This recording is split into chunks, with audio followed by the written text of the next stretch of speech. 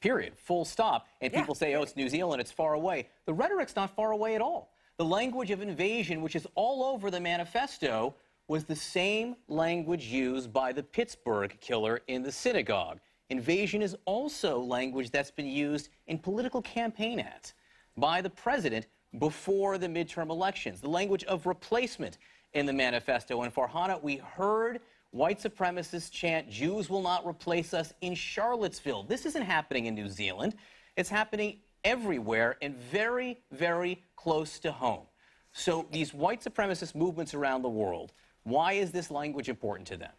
Right, and I would go further and say why they're seeing inspiration from our own president, John, is you have a president who, when he was a candidate, talked about banning Muslims from entering this country. And then as president, one of his first acts as policy matter was to put in place that policy. And that policy was cheered on by these white nationalist groups.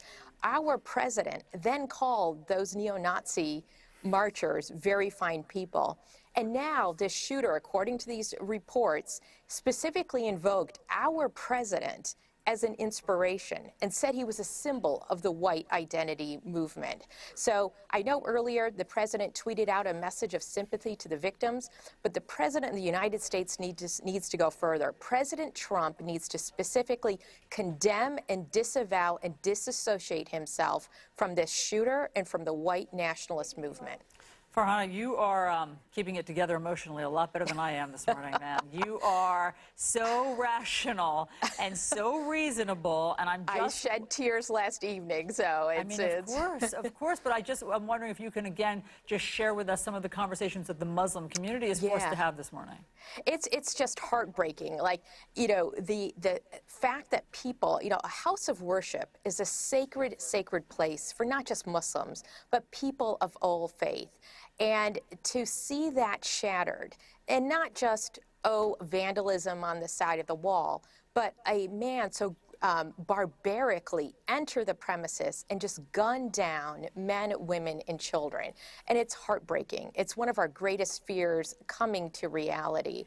And if it can happen in New Zealand, it can happen in the United States. And so there's a very real, great fear about that. But I'm also so proud of the American Muslim community. We've been through a lot these last few years. Our mosques have been firebombed. We have been attacked. But people are resilient. We're not stopping from going to mosques and worshiping and reaching out to our friends and our neighbors. And so we're going to get through this, but we're also going to demand more action from our elected officials and law enforcement to protect us and all Americans from this white nationalist threat.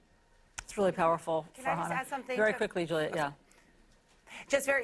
Every mayor should deploy additional resources to mosques tonight, not because there's a specific threat, but to repeat what Farhana said, which is these are places of worship that we respect, and we want to secure the ability people to pray and celebrate their community and religion tonight. So I urge mayors to do that tonight. Well said.